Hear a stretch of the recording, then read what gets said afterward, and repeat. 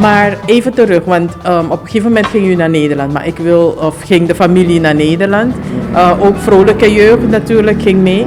Maar in Suriname, u was tot uw 12e, zei u, heeft u gewoond in Suriname, toch? Waar trad u allemaal op in Suriname? Want ik las bijvoorbeeld ook dat de vrolijke jeugd ook met de verkiezingen bij de NPS heeft meegedaan. De vrolijke jeugd heeft overal opgetreden. Kijk, je moet zo zien, niet alleen de NPS, want vrolijke jeugd moet je zien als een arts. Hè? Je hebt geen patiënten die van geloof of religie of politieke kleur of wat. Dat had de vrolijke jeugd niet. We zongen voor iedereen, voor papa Lachman, voor papa Sumita. We zongen, maar vrolijke jeugd was echt propagandist voor de Nationale Partij Suriname, de NPS. Komt dat doordat uw vader lid was van de partij misschien? Ja. Okay. Hij was, net als Palem, Van Moorman, al die mannen. Die waren echt van die takje opgestoomd van partij, no? Nee, ik weet wat u bedoelt. Hoe zeg je dat ook alweer? Stoomvoetu. Stoomvoetu. Ja. Stoomvoetu van partij. Ja. Dus de NPS is vanaf het begin. En je moet niet vergeten, het jaar dat ik geboren ben, was Jopie Pengel aan de macht. En het was de eerste zwarte die eigenlijk met Findlay en noem maar op bezig was. En het was heel goed dat papa propagandist is geworden, want dat heeft gezorgd voor meerdere stemmen, omdat de publiek, de burgers, de mensen waren gek op de vrolijke jeugd. En dan zei de vrolijke jeugd, baka jongen, stem NPS. Yo, vloga groen, beka vlammen koredi. Dat was het dus. Ja, oké. Ja. Oké, dus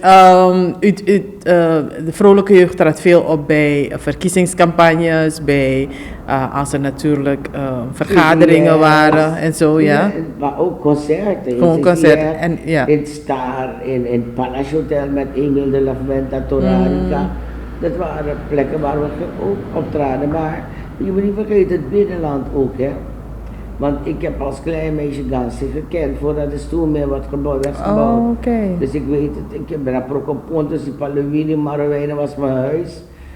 Met papa Gendere, want die was minister toen van Genderen. Van Genderen, ja. Maar ze noemden hem Marowijnen, papa Gendere. Want je weet, die man was helemaal weg van zijn bewoners in het binnenland. En die vocht ook voor de bewoners. En dat stimuleerde mij, we ondersteunen hem daarin en vandaar dat ik heel gehecht ben aan binnenland wonen. Zowel van de Afrikaanse kant als Indiaanse kant. Oké. Maar u was dan wel een jong meisje dat u zoveel reisde. Hoe deed u met de school? Eerlijk gezegd hadden we altijd een leraar mee. Oh. Dat was verplicht eigenlijk. We hadden geen leerplicht toen de tijd. Maar je moest leren schrijven, lezen, rekenen en bla bla bla. Dus, en mijn vader kon ons niet zo lang zonder onderwijs laten. Ja. Er ging altijd iemand mee om ons te onderwijzen. Ja. Oké. Ja, want en ook de optredens natuurlijk, want u zegt Torarica, CCS, eigenlijk op al de plekken, Palace Hotel neem ik aan. Ja. En dat waren dan, was u de openingsact of was de vrolijke jeugd dan gewoon de act van de avond? Act van de avond natuurlijk, want de hele show. En je bent niet daar op dat stukje gekomen, maar in 1964... Voor mijn vertrek naar Nederland heb ik een Afrikaanse vrouw leren kennen. Miriam Makeba, die kwam hier naar Suriname. En die mevrouw was zo bezig, ze was zo helemaal gek van me.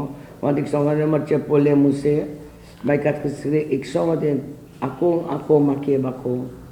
En dat vond ze zo geweldig, die vrouw was helemaal over de toeren. En kunt u een stukje zingen? Een klein stukje. Even. Pole Mousse. Pole muze, akuvua, dat is haar Afrikaans. Ja. En dan zong ik, akong makeba kong, akong makeba kong, nee, nu wisra na. Leuk, ja.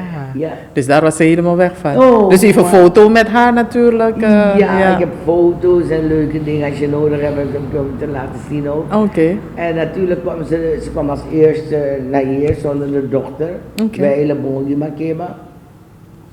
En ze vroeg gelijk aan Pengel, want ze had Dacht met Pengel gelijk. En die vroeg van, ik wil dit meisje meenemen naar Amerika. Pengel weigerde. Ze zegt, kijk, ik geef je de kans, denk na Pengel. Want dit meisje kan een hele grote ster worden.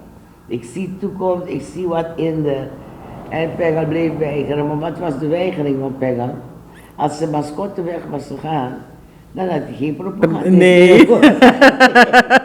Want u was voorzanger van de voorzangeres van de vrolijke jeugd. Ja. Wel samen met enkele zussen van mij en anderen ook. Ja. Maar ja.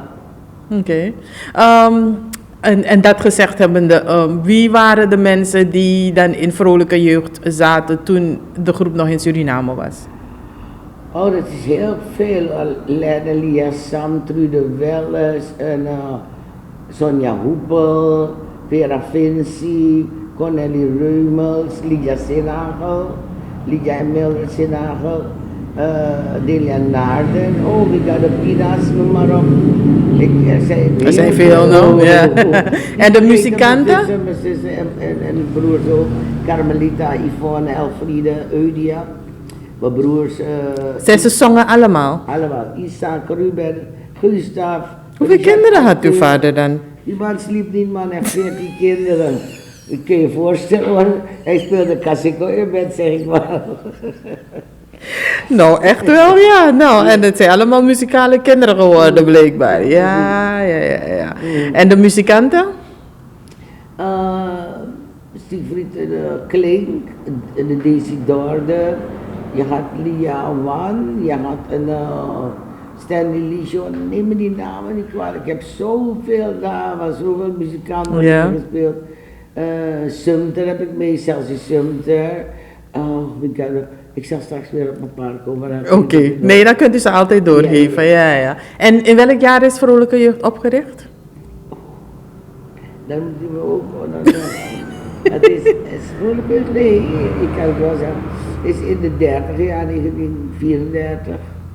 Lang voor u geboren was dus? Jawel, Vrolijke Jeugd is niet bestaan doordat Marlijn is geboren. Die bestond al 20 of 30 jaar voor mij geboren. Dus u bent er letterlijk in gegroeid? U bent erin geboren en u bent... Ja. Ja. Klopt.